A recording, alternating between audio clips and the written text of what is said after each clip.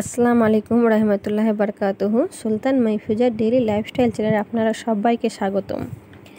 আমার ভিডিওটা আপনারা যে যেখান থেকে দেখছেন, তার যারা বড়রা রয়েছেন তাদেরকে প্রণাম, যারা ছোটরা রয়েছেন তাদেরকে ভালোবাসা দিয়ে ভিডিওটা শুরু করলাম।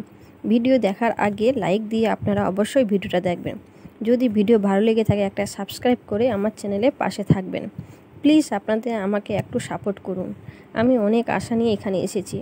আপনাদের একটা সাবস্ক্রাইবে আমাকে অনেক আগে নিয়ে যেতে পারে। এখানে গিমে শাক নিয়েছি, ভালো করে বেছে নিয়েছি, ধুয়ে পরিষ্কার করে নিলাম, শুধু পাতাটুকু নিয়েছি আর কি। আলুকে এইভাবে কেটে নিয়েছি, বেগুন নিয়েছি, দিয়ে আলু দিয়ে বেগুন দিয়ে গিমে শাকটাকে রান্না করব। আমি এখানে একটা কড়া বসিয়ে দিলাম, তেল দিয়ে দিলাম, তেলটা গরম হয়ে গেছে, তারপর পেঁয়াজ কুচি দিয়ে দিলাম।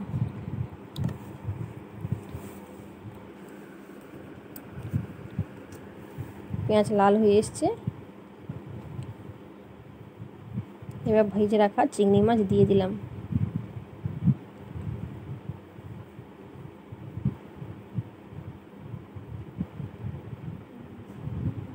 ভালো করে ভেজে নেব। আদা রসুনের পেস্ট দিয়ে দিলাম, তাকেও একটু ভালো করে ভেজে নেব।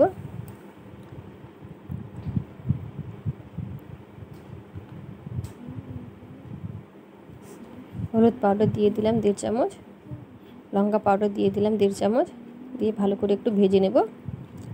জল দিয়ে দিলাম। ধনিয়া পাউডার দিয়ে দিলাম 2 চামচ, জিরা পাউডার দিয়ে দিলাম 1 চামচ। আবার মশলাটাকে আমি ভালো করে কষে নিলাম। কষে নেওয়ার পর কেটে রাখা আলু আর বেগুনটা দিয়ে দিলাম, দিয়ে লবণ স্বাদ অনুসারে দেবেন আপনারা। ভালো করে নাড়িয়ে আবার শাকগুলো আমি দিয়ে দিলাম। এই শাকটা খেতে খুব ভালো লাগে। মাছ মাংস খেয়ে আমরা বোর হয়ে গেছি, আর ভালো লাগছে না, তো সপ্তাহে আপনারা একদিন এই শাকটা রান্না করে খেতে পারেন। এই শাকে প্রচুর পরিমাণে ক্যালসিয়াম রয়েছে। গরম ভাতের সঙ্গে এই রেসিপিটা খুব ভালো লাগে। ঢাকা দিয়ে দিলাম। ভালো করে একটু আমি কষে নেব।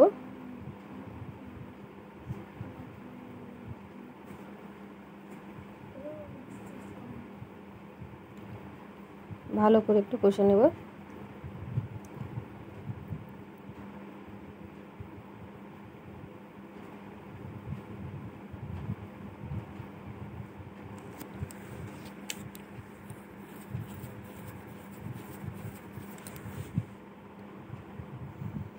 আবার ঢাকা দিয়ে দিলাম, আবার ঢাকা খুলে আবার ভালো করে কষে নেব।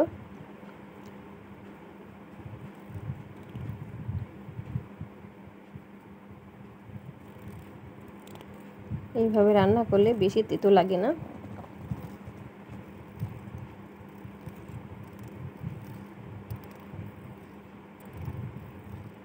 এবার আমি জল দিয়ে দিলাম।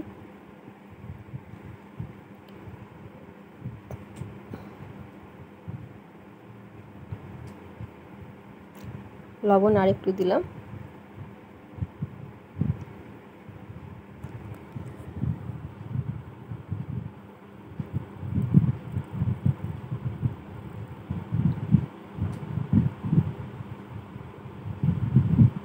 ঝোল অনেকটাই মরে গেছে, আমি একদম শুকনো শুকনো করে নিয়ে নেব।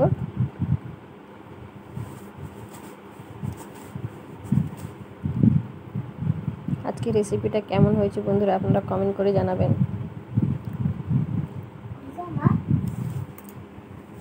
আবার দেখা হবে পরের রেসিপি নিয়ে।